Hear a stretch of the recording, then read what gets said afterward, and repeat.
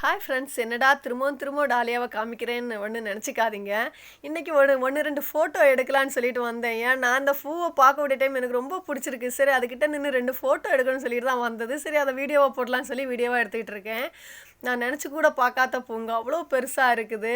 அவ்வளோ பெருசாக பூத்ததுனால எனக்கு அதை என்ன சொல்கிறதே தெரியல. பார்த்து பார்த்து அழகு பார்த்து எனக்கு முடியல. எனக்கு டெய்லி வந்து பார்க்கணும்னு தோணுது. இவ்வளோ பெரிய பூவா நம்ம வீட்லையா அப்படிங்கிற மாதிரி. இதுவரை நான் பார்த்ததும் இல்லை இவ்வளோ பெரிய பூ பூத்தது.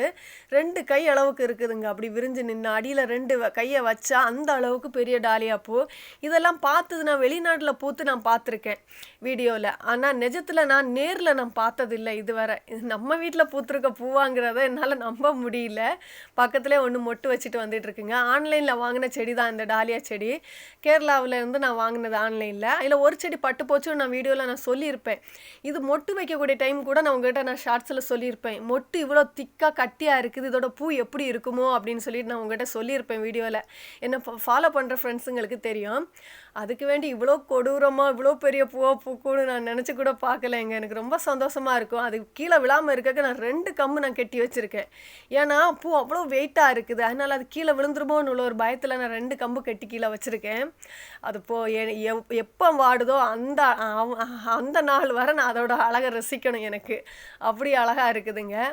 நீங்கள் பார்த்துட்டு வீடியோவில் சொல்லுங்கள் அது எப்படி இருக்குது அந்த பூ அப்படிங்கிறத எனக்கு கமெண்டில் சொல்லுங்கள். அதான் அந்த வீடியோ. எனக்கு டாலியா ஒன்று ஃபெயிலியர் ஆயிடுச்சு, இல்லை ஒன்று பட்டு போச்சுங்கிறது ஃபெயிலியர் ஆயிடுச்சு. ஆனாலும் அந்த சோகத்தெல்லாம் இந்த பூ ஒரு பூ எனக்கு தீர்த்துருச்சுங்க எனக்கு. அதுதான் சொல்கிறேன் நான். அதே மாதிரி இது வந்து ரெயின் லில்லி. அங்கே இங்கேயுமா ரெயின் லில்லி விதை வச்சுருக்கு. நம்ம விட்டுட்டோன்னா அது செதறி போயிடும். கீழே ஒன்று அப்படியே கீழே விழுந்து அப்படியே வேஸ்ட் ஆகி போயிடும். சரி, அது வெடித்து நிற்கக்கூடிய டைம் நம்ம பார்த்துட்டோன்னா கரெக்டாக கையில் பிடிச்சி எடுத்துட்டோன்னா நமக்கு விதை கையில் கிடச்ச மாதிரி ஆயிரும். நான் எடுக்கிறத பார்த்தோன்னா என் பொண்ணுக்கு அதுலேருந்து எடுக்கணும்னு ஆசை. ஏன்னா அது தொட்டோன்னா அது அழகாக மணி மாதிரி வந்து விழும்.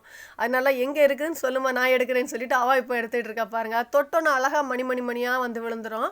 இந்த விதையெல்லாம் எதுக்கு சேகரித்து வைக்கிறேன்னா, எங்கே இருக்குதுன்னு பாருங்கள், தேடி எடுத்துக்கிட்டு இருக்கா. எதுக்கு சேகரிக்கிறேன்னா, மழை தண்ணியில் விழுந்து எனக்கு தானே ரெயின் லில்லி முளைச்சிச்சுங்க தண்ணியில். அதையும் நான் வீடியோவில் போட்டிருப்பேன்.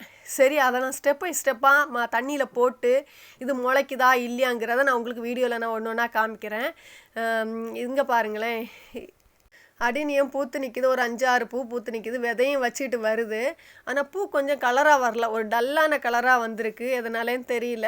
சரி, ஏதோ பூத்துருக்குதே அதுவே பெரிய சந்தோஷம் நினச்சிக்க வேண்டியதான்.